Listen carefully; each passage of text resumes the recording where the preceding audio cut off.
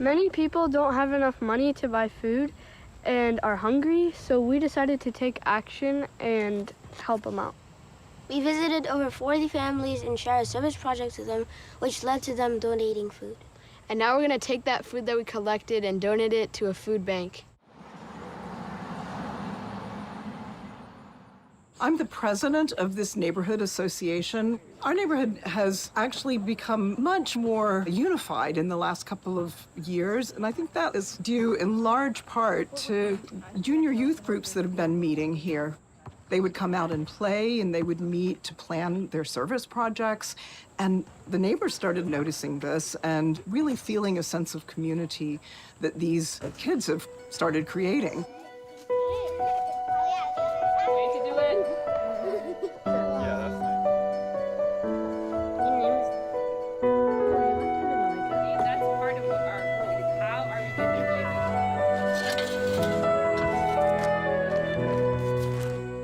Today we're building a community garden as a service project for our junior youth group, and we're doing this to help connect the different members of our community together because we have like a gap between generations, between young children and older people, so we think it's a good way to unite and connect the neighbors.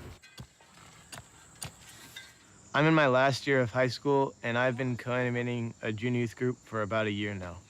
I remember being a junior youth in my group, and I remember I was kind of loud and annoying, and it probably looked like I didn't get anything out of it, but the conversations were really impactful for me, and that's why I became an animator. What are some of the attitudes? I just completed a year of service within my neighborhood. It was really nice to be able to contribute to the neighborhood that I was living in. I've been so blessed in these last couple of years to have not only a nucleus of friends that I'm serving alongside and that are supporting me, but also I've had the support of the families in the neighborhood that I feel like I can consult with and really come to unified decisions about what we should do next and how we should approach things. I used to create this false dichotomy in my mind in regards to what counted as service. I was like, okay, only my junior youth group or only my children's class is service. But if I'm really thinking about service, not as an event that I'm going to or an activity that I'm completing, but more as an undercurrent that's informing all of the different activities that I'm engaging in. That really allows for much more space for service just in my life generally. One question we are asking ourselves is, what does a coherent life of service look like? And what we're realizing is that it looks different at every stage of life. When my wife and I were younger, we were serving in the neighborhood all the time. Home visits every night, multiple devotionals, study circles, junior youth groups, everything. We joked that we were like midfielders on a soccer team. We were up, back, left, right, everywhere. But then we got older, we had kids, we moved into a different neighborhood, we started full-time work, and we began to realize that we just couldn't serve that way anymore. At first we thought we were failing, that we were doing something wrong. But then we realized, actually, we're not even playing soccer. What we're doing now is we're running a marathon, and it's a totally different thing.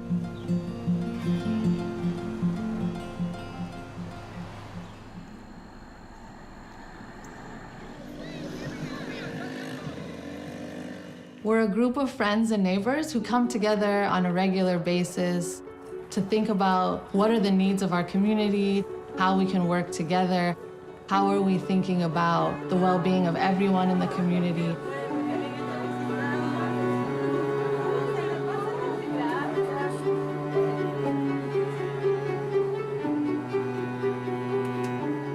I'm the president of this neighborhood. We have a lot of youth out here that has a lot of talent, but some of the challenges we face is gun violence in our neighborhood. So with these youth groups, it teaches the children how to help other children become better people. And if we continue to have these programs, I really feel that we can make a difference in our community. As we started more and more junior youth groups in the neighborhood, we started to notice a trend. So whenever it came time for the junior youth to read during group, they would refuse. They would throw their books, they would try to get the other junior youth not to read. And at first we thought these were behavioral challenges, and so we would try to address them as such. But as time went on, it became clear that it wasn't a behavioral problem. It was that the junior youth couldn't read the text. As we looked into it more, it became clear this was a challenge across the neighborhood. Junior youth in this neighborhood could not read at age level. So we started an organization that could provide one-on-one academic tutoring to strengthen the literacy levels of the junior youth in this neighborhood. Now in the junior youth group, they're more eager to read. They're more focused, and they even are helping each other when they struggle to read.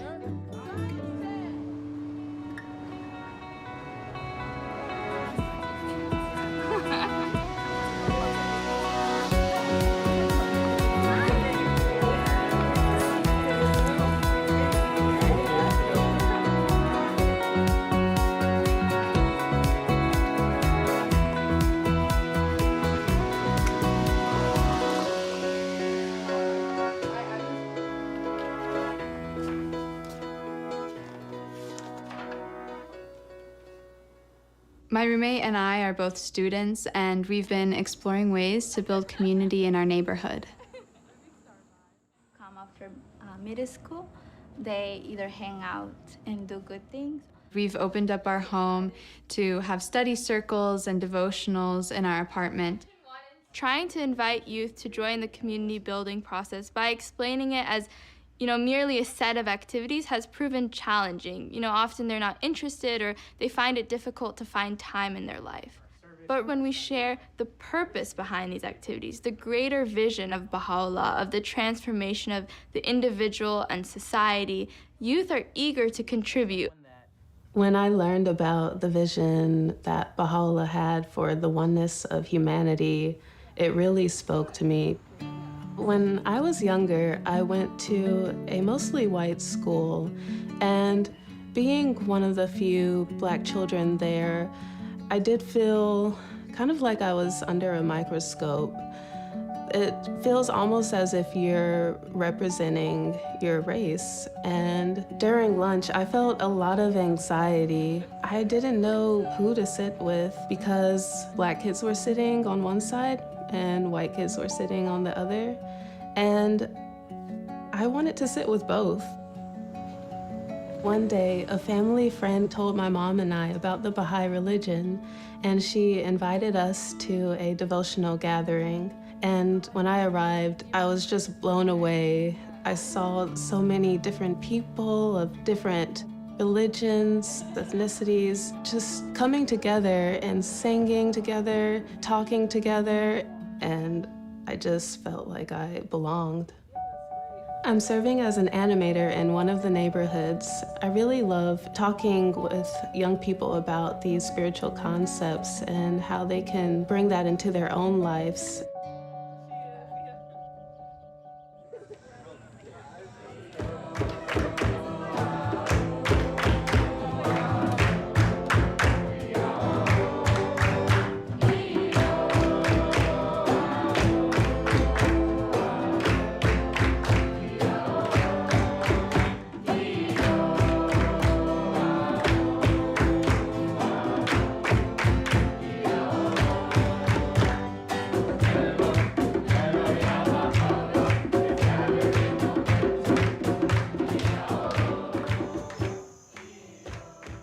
In a time that was really polarizing and I was feeling fairly isolated, I was looking for more authentic connection, and I thought maybe some of my neighbors would be too. And so I decided that I would just try to invite my neighbors to become part of a devotional gathering. My neighbor came from across the street and invited me to a devotional that was happening right outside my home. And it was just perfect timing because I was feeling incredibly isolated and looking to find meaningful connection. Since then, I've been going to the devotional for the past 2 years, and it has just been a tremendous source of support and just a fantastic community to become a part of. So powerful is the light of unity that it can. We have several activities in our neighborhood. We've begun children's classes, study circles, additional devotional gatherings. These spaces help bring people together. It brings the joy that we're looking for in a community. One of the things that I'm really grateful for is that I have a friend in the neighborhood who, from the beginning when we first started our devotional gathering, has been there alongside me. We are consulting and talking about how these activities are going, how we can support each other. And it really helps to have another person to do this with.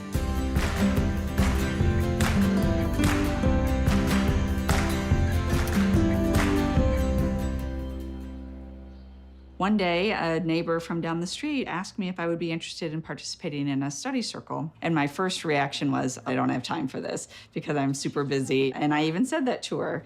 But then after a bit, I thought about it and I thought, I really did like the idea of talking with other people about deeper issues that you don't get the opportunity to talk to about and having some dedicated time to do that.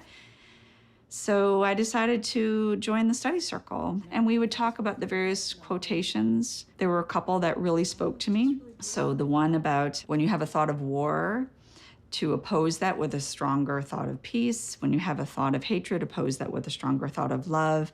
And I use that almost daily because there are things that I come up into my mind and I'm irritated by something, and then I have to stop myself and replace that with a stronger thought of love. And I remember one part of the things that we had talked about is, okay, we're in a neighborhood. What do we think that our neighborhood needs? And the first thing that came to my mind was more connection, which is kind of funny because I go about my own business all the time, but it just feels powerful to be a part of a neighborhood and not just someone living in a house next to other people.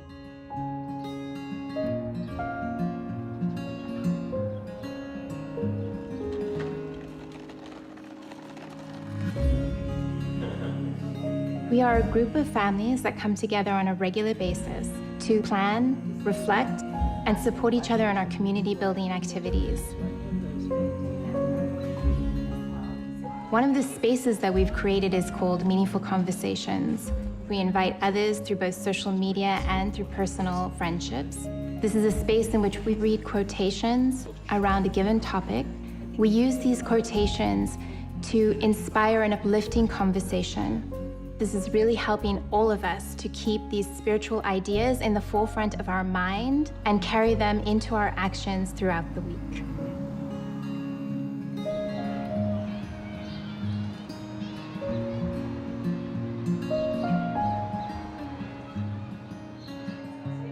I believe that the Institute process brings people back to their basic identities of who they are and why they're here. As an African-American male, in this society, my identity has been defined for me. I'm seen as angry, violent, untrustworthy, ignorant, and a threat. Growing up under these circumstances, it was very hard for me to understand who I truly am and why I'm here. And that challenge has really broken most of us. But studying the writings and understanding that actually I'm created noble and spiritual, then that relieves all of those burdens. And then I see myself as a spiritual, noble human being. And not only that, I also see others in that same light. You're then able to become that protagonist and really help others as a part of your purpose. And I think that this helps bring us closer to Bahá'u'lláh's vision of the oneness of humanity.